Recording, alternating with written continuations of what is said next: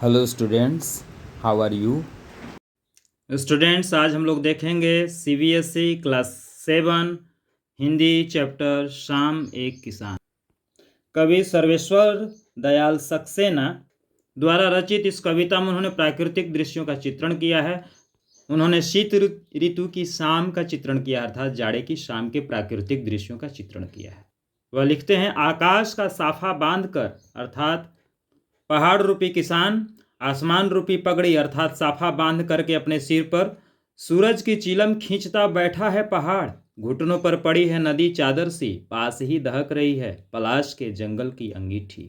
अंधकार दूर पूर्व में सिमटा बैठा है भेड़ों के गल्ले सा। कवि सर्वेश्वर दयाल सक्सेना इस कविता में जाड़े की शाम के प्राकृतिक दृश्य का चित्रण करते हुए कहते हैं कि इस प्राकृतिक दृश्य में पहाड़ बैठे हुए किसान की तरह दिखाई दे रहा है। उसके सिर पर आकाश रूपी साफा बंधा हुआ है, पगड़ी बंधी हुई है।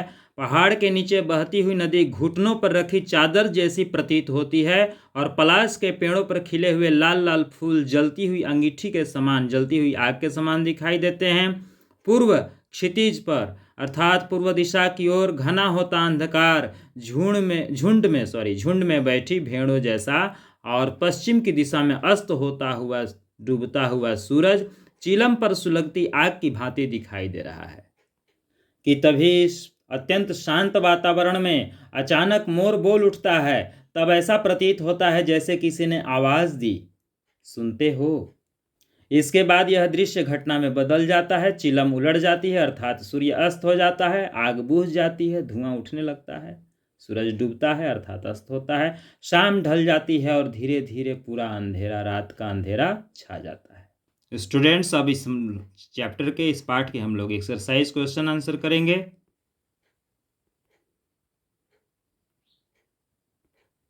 पहला प्रश्न है, इस कविता में शाम के दृश्य को किसान के रूप में दिखाया गया। यह एक रूपक है। इसे बनाने के लिए 5 एक रूपताओं की जोड़ी बनाई गई है। उन्हें उपमा कहते हैं। पहली एक रूपता आकाश और साफे में दिखाते हुए कविता आकाश का साफा वाक्यांश आया है। इसी तरह तीसरी एक रूपता नदी और चादर में दिखाई गई है। मानो नदी चादर सी हो। अब आप दूसरी, चौथी और 5वीं एक रूपताओं को खोज कर लिखिए। इस प्रश्न का उत्तर है दूसरी एक रूपता चीलम सूरज सी, चौथी एक रूपता अंगीठी पलाश के फूलों सी, 5वीं एक रूपता अंधकार भेड़ों के गल्ले सा। क्वेश्चन नंबर 2 का आंसर है, हमारे यहाँ शाम लगभग 5:30 बजे शुरू हुई। प्रश्न संख्या 2 का ख, तब से लेकर सूरज के डूबने में लगभग आधे घंटे का समय लगा, धीरे धीरे सूरज अस्त हो गया।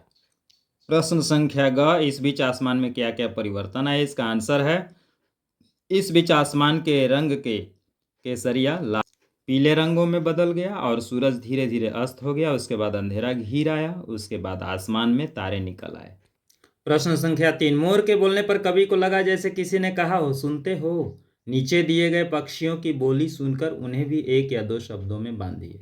कोष्ठक में दिया हुआ कबूतर, कौवा, मैना, तोता, चील, हंस, इन पक्षियों को 1 या 2 शब्दों में बांधना है।